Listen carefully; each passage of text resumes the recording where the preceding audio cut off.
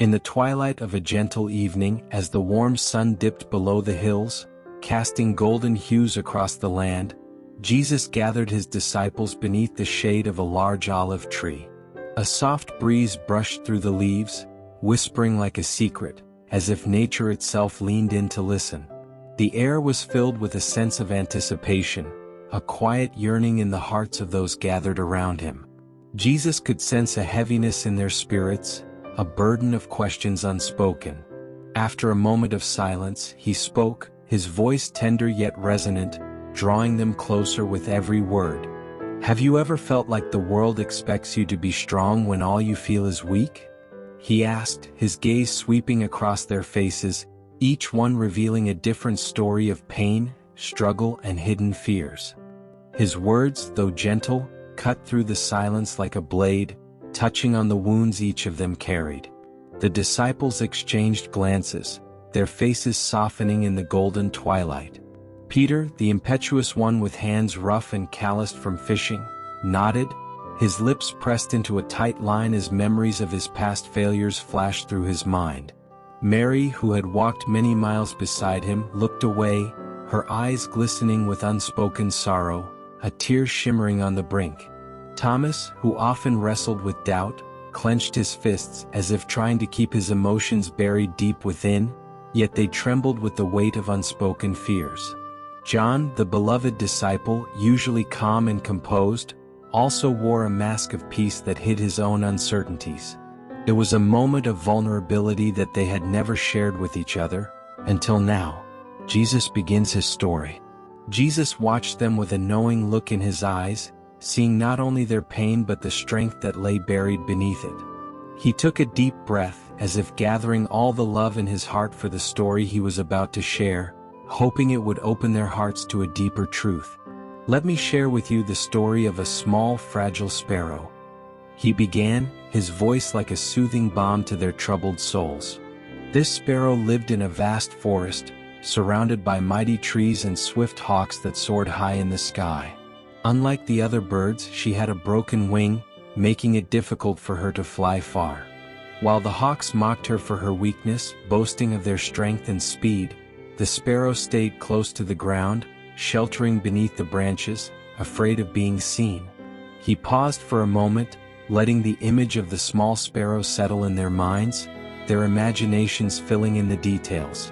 The disciples leaned in closer, each imagining the tiny sparrow struggling against her fate, feeling a pang of empathy for the little bird that had so much in common with their own lives.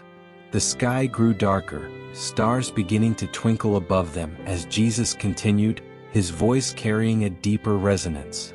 One day a great storm swept through the forest. The wind howled through the trees, bending their mighty trunks, and the rain fell like arrows from the sky, drenching everything in its path. The hawks, with their powerful wings, flew high above the storm, trying to escape its wrath. They laughed at the sparrow as they soared away, confident in their strength. But the wind was too fierce, and it caught them in its violent embrace, scattering them far from home, lost in the darkness. Meanwhile, the little sparrow, with her broken wing, hid under the thick roots of an ancient oak tree, clinging to the earth as the storm raged above. She huddled there, singing a quiet song to herself, a melody of hope that rose above the roar of the wind, the storm and its aftermath. As Jesus painted the scene, the disciples felt the story wrap around them like a comforting blanket, drawing out the ache in their own hearts. They could almost hear the sparrow's soft song, trembling yet brave as the wind howled and the rain pounded the earth. In that moment they felt their own storms, the fears, the doubts, the struggles they had buried deep within, being lifted by the song of a tiny wounded bird. Jesus' voice softened, carrying a note of compassion, and his eyes shone with a deep, unspoken understanding. And when the storm finally passed, when the winds grew calm and the sun rose again, it was the little sparrow who emerged from her shelter, unscathed. The hawks, battered and bruised, struggled to find their way back, their pride shattered by the tempest. The sparrow, though weak in the eyes of the world, had found a strength they could not understand, a strength that came from knowing her own limits and seeking refuge in the quiet places of the earth.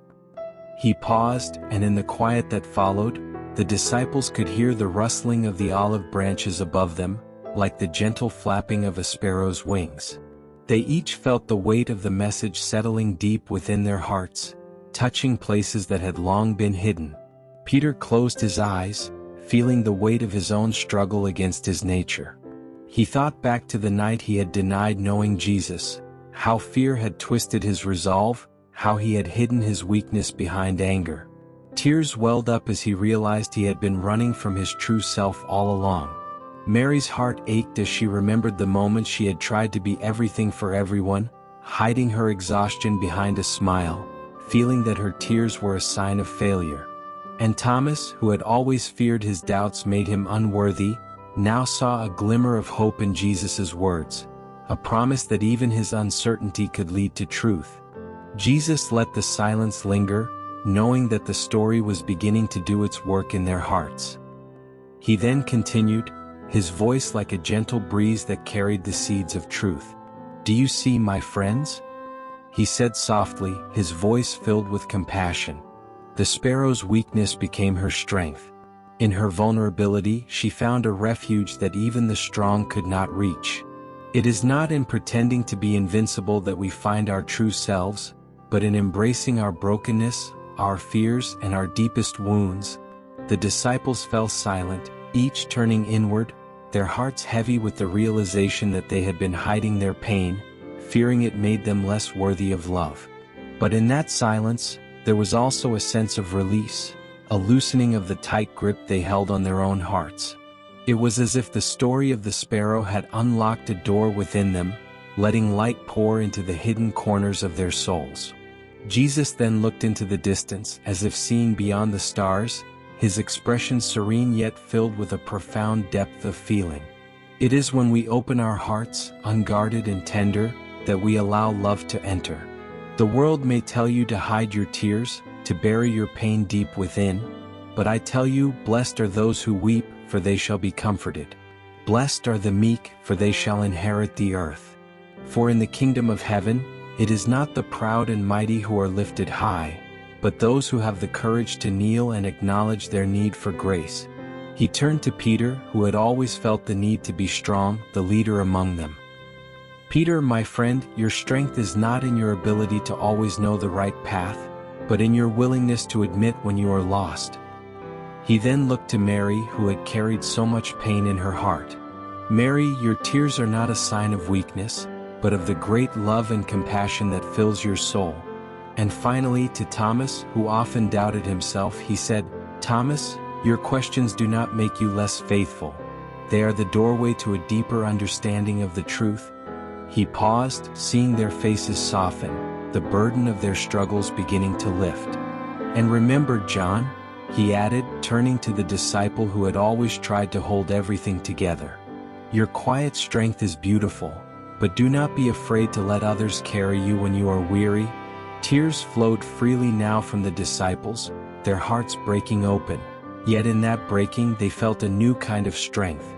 They wept for their hidden hurts, for the masks they wore, and for the freedom that now surged through them like the dawn breaking after a long, dark night. Jesus moved closer to them, his eyes shining with unshed tears of his own. He gathered them in a warm embrace, holding each one as they released their burdens. The touch of his hand on their shoulders, the warmth of his presence, felt like a balm on their aching souls. Do not fear your vulnerability, for in those moments, God's love shines through the cracks of your heart. It is through your weakness that his strength is made perfect. It is through your tears that he plants seeds of hope. Embrace your brokenness, my friends, for it is there that you will find the fullness of life. As the disciples gathered closer, their hearts lighter than before, they understood a profound truth. Vulnerability was not their enemy, it was their gateway to love, to connection, and to the deeper wisdom that Jesus had always sought to share. And in that realization they felt a joy so deep, so pure, that it overflowed into laughter, mingling with their tears under the vast, star-filled sky. They shared stories that night, stories of their fears, their failures, and their hopes. And in each story they found a piece of themselves reflected in each other. Peter, in a voice choked with emotion, spoke of the fear that had driven him to deny Jesus, and Mary, with tears streaming down her face, spoke of the loneliness that sometimes felt like a shadow in her soul.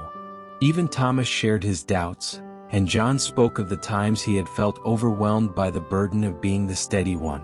As the night deepened, the disciples lingered in the warmth of their shared vulnerability. They spoke softly about their hopes for the future, their worries for the challenges that lay ahead, and the quiet dreams they held close to their hearts. Jesus listened to each one, offering a word of encouragement or a gentle reminder of the love that surrounded them. Peter spoke of his fear of failing again, his voice trembling as he admitted that he sometimes doubted he would ever be worthy of leading others. "Peter," Jesus said, "it is not your perfection that makes you worthy, but your heart that is willing to serve, even when you feel unworthy. Remember, my friend, that even a bruised reed will not be broken." Mary spoke of the pain she felt when she saw others suffer, how she often wished she could take their burdens upon herself. "Mary," Jesus replied, "your heart is a gift, but do not forget that you, too, are deserving of comfort and rest. You are loved not because of what you do but simply because you are." Thomas confessed his fear of being left behind, of being the one who always questioned when others believed. Jesus took his hand and said, "Thomas, do you not see? Your questions draw you closer to the truth, and in seeking, you will find a faith that is deeper than certainty."